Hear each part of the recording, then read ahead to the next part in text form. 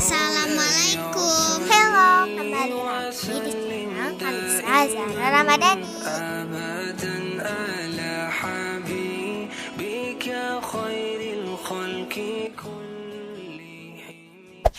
Nabi Muhammad Shallallahu Alaihi Wasallam pekerja dan seorang pengusaha yang sangat baik. Pertama, Nabi menjual barang dagangannya. Kemudian dengan keuntungannya, Nabi membeli barang dagangan lain dan menjual kembali, sehingga menghasilkan keuntungan berlipat dan saling menguntungkan. Khadijah sangat mencintai Nabi Muhammad Shallallahu Alaihi Wasallam. Meskipun beliau lebih muda 15 tahun, Khadijah memutuskan untuk menikah dengan Nabi Muhammad Shallallahu Alaihi Wasallam. Keesokan harinya, Khadijah mengirim saudara perempuannya menemui Nabi Muhammad Shallallahu Alaihi Wasallam.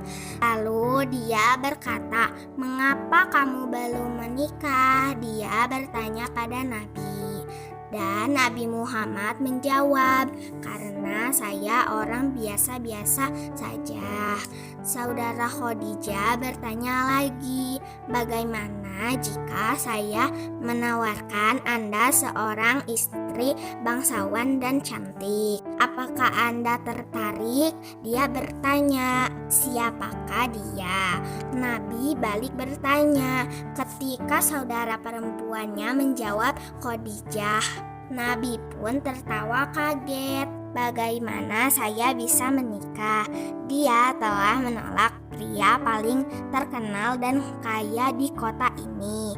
Mereka sangat kaya dan terkenal daripada saya yang seorang gembala yang biasa ini." Nabi Muhammad menjawab. Tetapi saudara perempuan Khadijah cepat menjawab, "Jangan khawatir, saya akan mengaturnya." Singkat cerita, tidak lama kemudian Nabi Muhammad SAW menikah dengan Khadijah.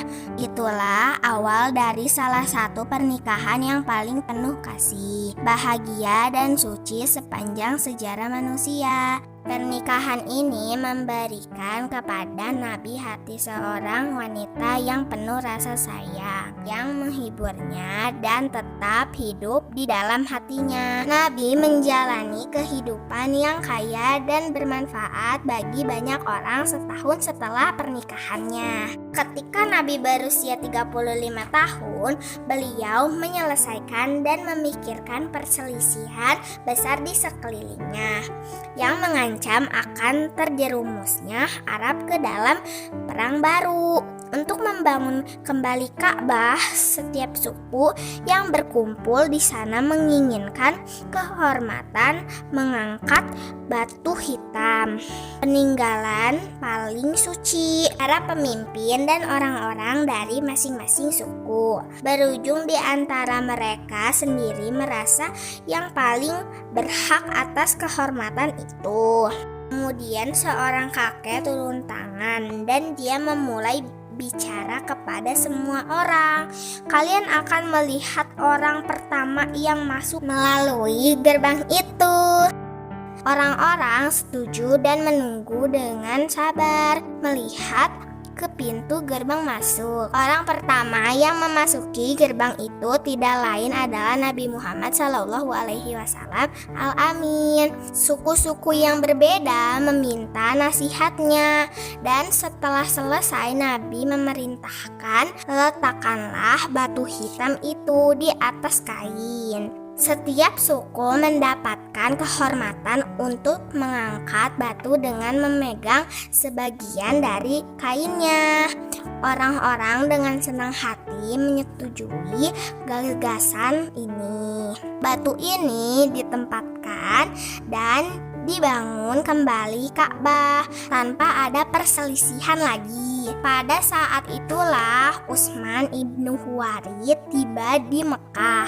Ia mencoba menggoda penduduk Mekah dengan menggunakan emas Bizantium dan mencoba mengubah wilayah yang bergantung pada pemerintahan Romawi. Tapi usahanya gagal karena Nabi turun tangan dan memerintahkan orang-orang Mekah.